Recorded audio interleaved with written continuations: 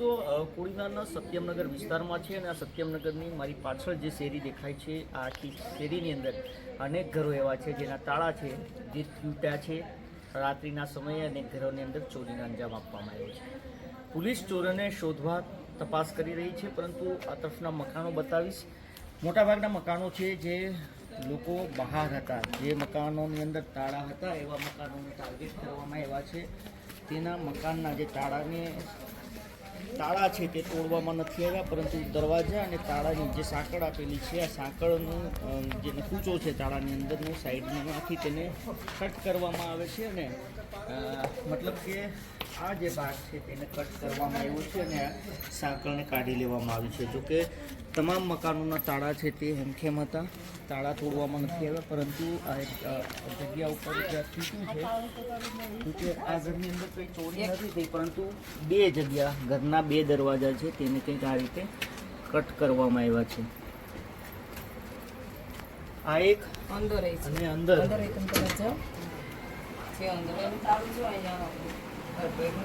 આ જુઓ તો આ બંને ભાગો છે તેને કંઈક આ રીતે કટ કરવામાં આવ્યા છે.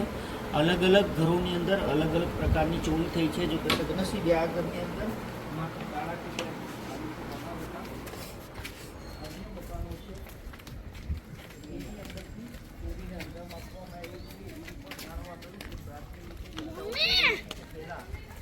મકાનોની રેતી થઈ હોઈ શકે છે. મકાનોની બાંધાઓ દ્વારા રેતી કરવામાં આવેલી ચર્ચાઓ છે, જે પોલીસ સમગ્ર મામલે તપાસ કરી રહી છે અને સીસીટીવી ફૂટેજ પોલીસ મેળવી રહી છે, જેથી કરીને આરોપીઓની શોધખોળ કરી શકાય. પોલીસે તપાસ શરૂ કરી છે, પરંતુ જે ચોરીનો અંજામ આપવામાં આવ્યો છે, જે મકાન છે અહીંયા પર બે મકાનને તોડવામાં આવ્યા છે. જુઓ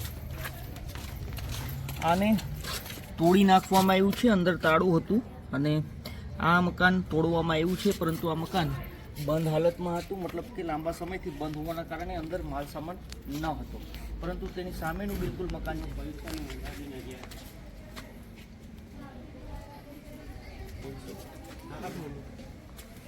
આ જુઓ આ મકાન છે, બંને સામસામેના મકાન છે જેને તોડવામાં આવ્યું છે અને આ મકાનની અંદર પણ ચોરી થઈ છે. મતલબ કે આ જે વ્યક્તિ છે મારી સાથે મકાન માલિક, તેમને પૂછ્યું કે શું ચોરી થયું છે.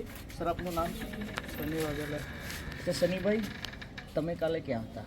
હું તો વેરાવળ નોકરી કરું એટલે હું તો ત્યાં જ હતો, પણ મારા મમ્મી પપ્પા ત્યાં આવેલા. તો અહીંયા ઘરે કોઈ નહોતું, તાળું મારીને ગયા હતા. અચ્છા, તો તમારા ઘરનું આ સિવાય અન્ય ક્યાં ક્યાં મકાનોના તાળા તૂટ્યા છે? એટલે અમારી શેરીમાં આ શેરીમાં અમારી સામે અંદર ઓલી બાજુ એક આગળ તૂટ્યું છે. એ સિવાય સામે શેરી છે ત્યાં એક તૂટ્યું છે, પાછળની બાજુ એક બે તૂટ્યા છે. અચ્છા, તમારા ઘરમાંથી શું ગયું છે? અમારા ઘરમાંથી 10,000ની રોકડ રકમ ગઈ છે, પછી એક મંદિરમાં એક ચાંદીનો સિક્કો હતો એ ગયો.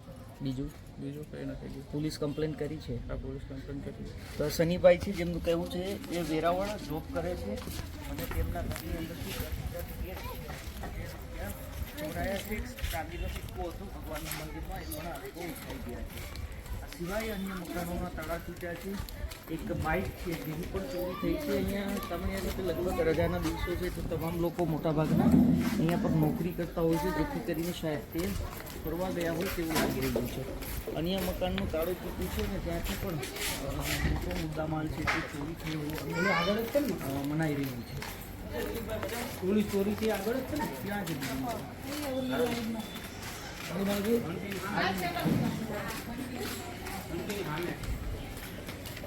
શું છે ભાઈ?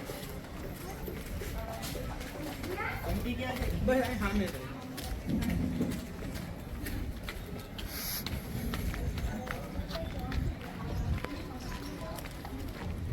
ફોર વ્હીલ પડી ને ઘંટી. અચ્છા, અહીંયા કેટલા મકાન છે?